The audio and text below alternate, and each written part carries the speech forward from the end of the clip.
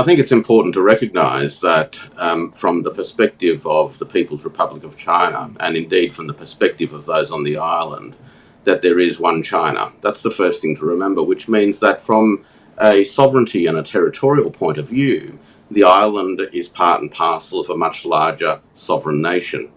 Now, in an environment where there is a threat to that sovereignty from external forces, then it is quite reasonable for the government of that sovereign nation to exercise whatever actions it needs to exercise in a prudent way to protect its own sovereignty.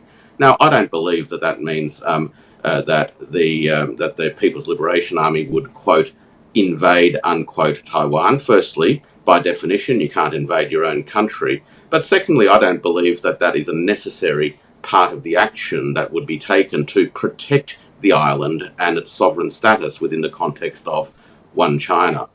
What China has actually demonstrated over the last few years is its ability to rapidly circumnavigate the island and protect it from external interference.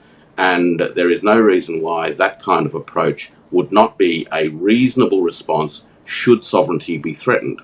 Now, how external forces then respond to that will ultimately determine what happens next. And this is the dangerous point, because if external forces believe that they have a right to interfere in the sovereign issues of a sovereign country, then there will be trouble.